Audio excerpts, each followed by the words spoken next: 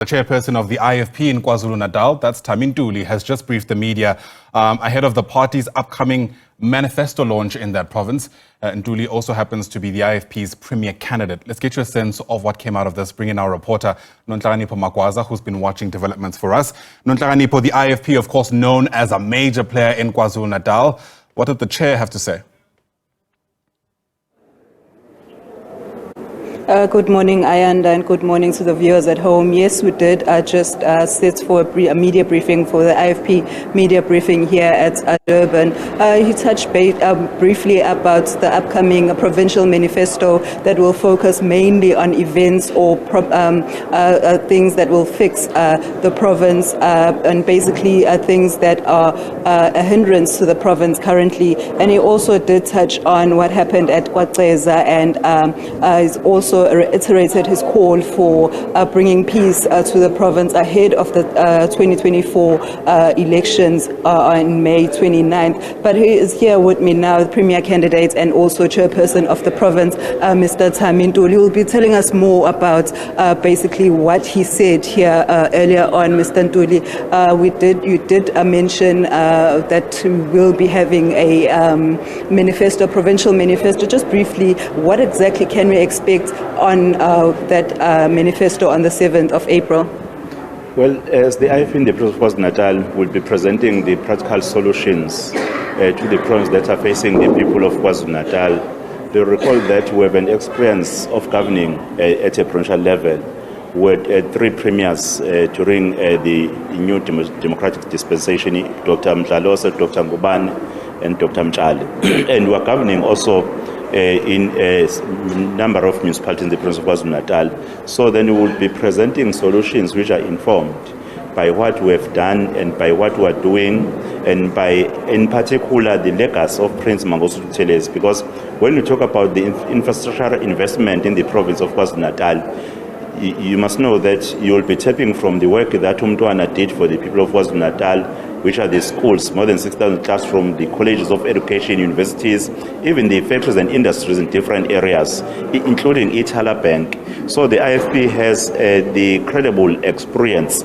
of governing and is able to provide, and we want people of KwaZulu-Natal to understand. We wish them to consider giving us another opportunity to continue where we ended as the IFP, and we will be presenting a message of hope that will inspire hope to the youth, unemployed youth, even for those who are employed, because even the issue of the government institutions, you talk of education, you talk of health, many problems which will be presenting solutions as the IFP leadership in the province of KwaZulu-Natal for our manifesto, in particular myself as the premier candidate.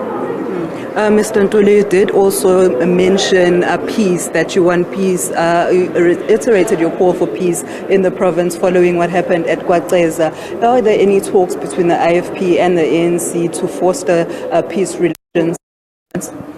Well, there's nothing as important as for us as leaders to call for peace and to practice our call. Because what we only want to see, what we wish to see, KwaZulu-Natal going to the election peacefully, being able to tolerate one another. There is no need to see a black-on-black violence again. There is no need of that. Hence, we are waiting for the provincial leadership of the ANC to open the doors again. Hence, we once had talks even before 2021 on the initiative of Prince Buthelezi, the founder of, and the president emeritus of the IFP, who initiated the peace talks between the two political parties. And our president has presented on record that he to the president of the ANC so that he will cause the provincial leadership to open the doors for us as the IFP, so that we'll have those talks and remove the obstacles that were preventing the conclusion of the very important talks. But we really condemn any kind of violence, any conflict. People must go to this election with only one purpose, to vote for a new government who will be fit for purpose, who will be fit to inspire hope again and fix the problems that are affecting the people of KwaZulu-Natal. Mr. Ntuli, the KZN is, it looks like KZN is a highly contested province.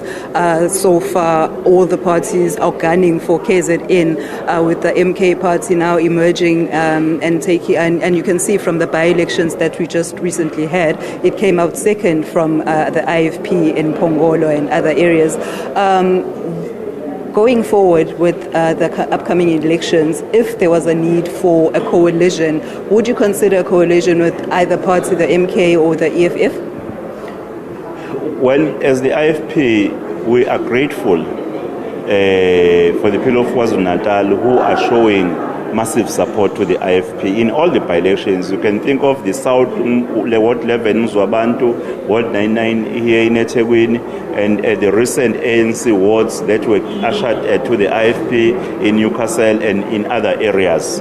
We're grateful for that kind of trust that people have on us as the IFP because of Prince Ebuthelez's legacy. And for the issue of who will be working with if we do not get the majority,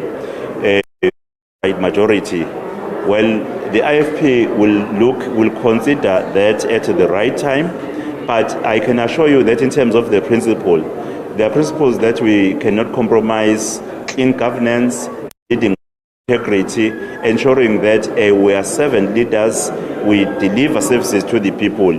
We cannot compromise that. The only political party that can work with us are those who will be subscribing to those principles. Pemba, we see that several people have joined your party today. Can you just briefly tell us about that, where they're from and how many are they?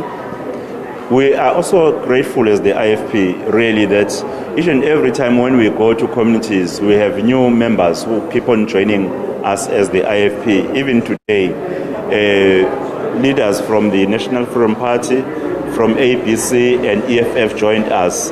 Former councillor of the EFF from Kokstad and also the former regional leader, the former deputy chairperson of the NFP in the province of KwaZulu-Natal, and the former MPL, Mr. Zungu, and many other leaders at their different levels who have joined us today. We welcome them as the IFP on our journey to win the province of KwaZulu-Natal, and we hope they will be adding value because they will be bringing more numbers to the IFP, and we know that going forward we'll keep on welcoming new members, of which we are grateful for the growth, we are grateful for the trust that the people of KwaZulu-Natal have towards the IFP.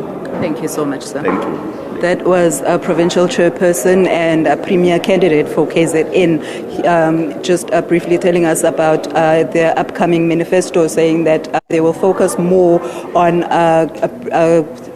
employment opportunities for the young people here in the province, as well as he did also touch on the history of when the IFP was heading or was running KZN, saying that there was development back then, and they're hoping to build on that and develop more. And he also did mention that there are a couple of members that they've joined in today from several parties, the NFP, ABC, and also EFF, and they're saying that they're hoping to grow more in the province with these additional members. Back to you in studio, Ayanda.